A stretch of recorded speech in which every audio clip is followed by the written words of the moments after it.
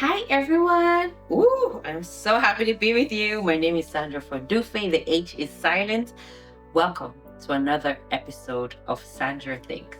Today, we're going to be discussing 5 tips for finding purpose amidst career pressures. That is, 5 tips for finding your purpose amidst whatever career pressures.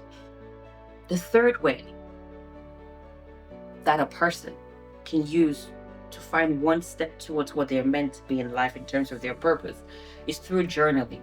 A lot of these things I'm saying may seem like they are similar or the same.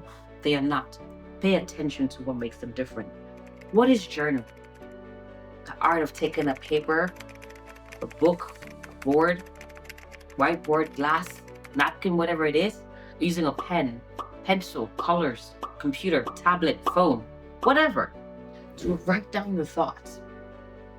Michelle Obama has this great book, Becoming, and if you look at it, these are basically a compendium of her thoughts. What happened over time? There are so many great journals that have lived over time. The Diary of Anne Frank. We can name them all. Everybody has journals. I journal. I think you should. Why is journaling important? You can vet your word today versus what your word was last week Friday. So I'm saying, you know what? I'm moving to Nigeria. It's my dream to become this great music video director. Now, if I journal, a year from now, I can come and take a look at my notes. What did I say that I was going to do? Why did I come here? Because sometimes, I don't know if you remember the other episode where we talked about joy. Sometimes things will steal your happiness. This is going to happen. You're trying to become this big video director in Lagos, and everybody's not going to pay you for your work. And you're not able to. Things are hard. You got to pay rent. Things are tough. Your happiness will be chipping down. You want to go back and look at that journal. What did I say that I was coming here to do? So there's a difference between what did I say I was coming here to do? That is what the journaling would do for you. What? I said last week that I was going to do this thing at 5. Maybe there's a pattern. Maybe I'm always saying I'll do it at 5, and maybe I'm always finding an excuse. Why? Wait, I haven't done this thing today. I said last week that it was going to be done by 5. So by looking through my notes, maybe I'll come to find that maybe I do like to procrastinate a little bit. And that's not the end of the road, because I'm able to use that feedback as my own accountability doctor towards what I'm trying to do next. Now, there is a difference between what I said that I was going to do and what I'm doing now. And who I say that I am and who God says that I am. That's a complete different video on its own. But I do want you to pay attention to what I'm saying. That there is a difference between what the retreat will do for you in terms of the outcome, what the prayer will do for you in terms of the outcome, and what the journal will do for you. Now, the very next point that I want to bring up towards your career, what can I use as a blueprint towards my career when I have these difficult questions, when I'm trying to navigate between my career, my purpose, amidst the pressure that I'm currently facing? Another very helpful tool is what I like to call case studies. A lot of people would like to say there's nothing new under the sun. Before you were, others were. In my village, there is a very famous saying that says, "We're, Jerweer, Beerweer." It means I am because they were.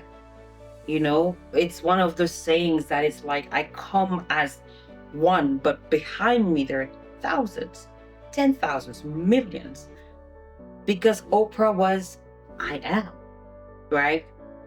Because Beyonce was, Halle Berry is. And so on. These examples are great because Fela Kuti was the entire nation of Afrobeat artists that are sweeping the world with excellence, exporting African culture are. These examples can go on. That's not my point here is not to give you all the examples of who was before who. The point I'm trying to make is that case studies provide an excellent way to see what others before you had done.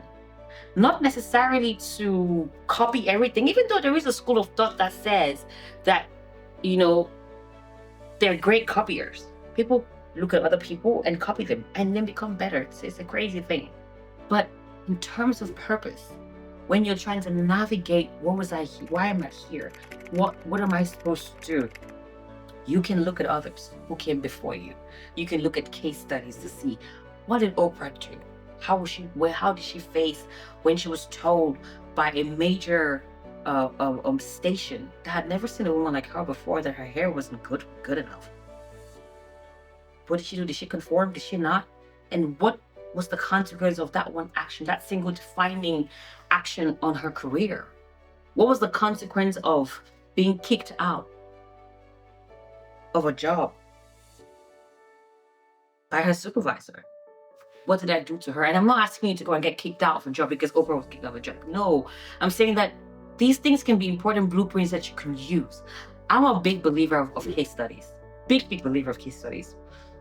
The other thing, this one is actually very funny, but I cannot have this conversation without telling you. Without telling you, guys, do you know that song? It's a famous Nigerian song. It says, "Oh, la, hey, oh, la, yeah,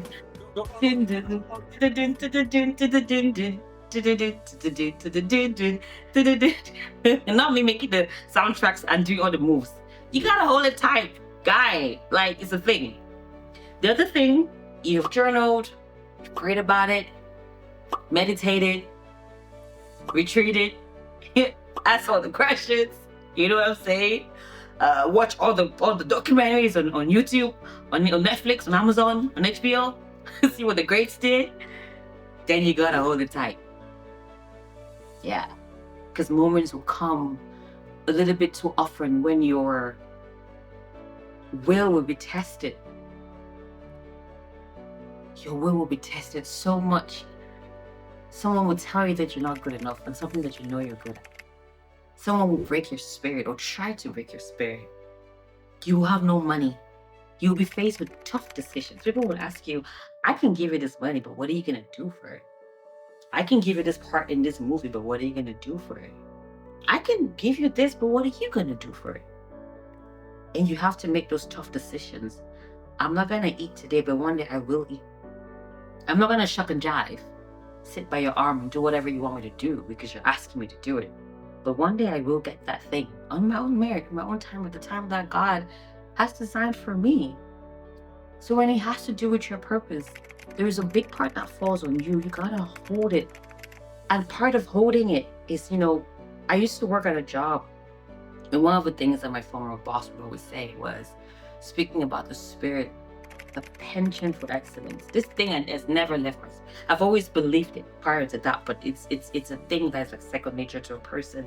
Part of holding it towards your purpose is you gotta keep doing it. You want to be a great writer, you have to write. You can't be too tired. You want to watch Netflix. You can't want to go out when it's time to write. You could be dating a person that would tell you, baby, you've been writing all day. What's it gonna be? You gonna hold it and write, or you're gonna... Everything you do has a consequence, and you have to understand that a big part towards purpose is you. You gotta do it even when it's hard, even when nobody is supporting you, even when everybody thinks that you're too, whatever the adjective is for whatever it is you want to do, you gotta do it. And in all of these things, I'm not forcing my beliefs on you, but I'm inviting you to trust God. There is a part of you that is just waiting for that second connection. I'm asking you that as you navigate this journey of purpose, invite Him. Speak to God and say, oh God, I am still struggling to understand why I was made. I know I have all these gifts. All of these gifts. I know I'm good at so and so thing. But God, I don't know what I'm meant to do. And I want to invite you to come into my heart, to come into my life and walk with me. Teach me your ways. Some people say that you're the God of wisdom, that you're the most intelligent being that ever was. I just want a little bit. Teach me just a little bit. Some say that there is a peace that comes from you that no one else can give me. God, I have given my heart to all kinds of people, friends, and they betrayed me. They've hurt me. I've betrayed other people. God, be with me. Show me this thing towards my purpose. How do I get to do this? Only you can help me. So I'm inviting you to speak to God in this kind of way at the end of this video and ask for all the questions that you don't know. And guys, I promise you that you will be stepping into one of the most exciting, beautiful journeys of your life. And like I've said on this platform, that's what we're here for. We're going to be building a tribe of wonderful, like-minded women around the world. And maybe you could be one of those women that will join us. We're going to navigate this path together. We're going to have conversations. We're here as a tribe that will help each other grow under the auspices of God, of course. I love you guys so much. Thank you for allowing me to share my 2 cents with you. I hope that you learned something. Leave your comments in the comment section, and let's begin this conversation. Let me know if you're having any struggles with finding your purpose. And I look forward to speaking with you next week. My name is Sahndra from Dufe. The H is silent. I love you guys, if God loves you more. Bye.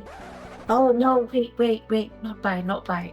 So I'm wearing this beautiful dress. So it's a really pretty dress. It's done by Rosanna Couture, and I just want to thank her so much for allowing me to sit here effortlessly as a little brown skinned Barbie, enjoying the fashion.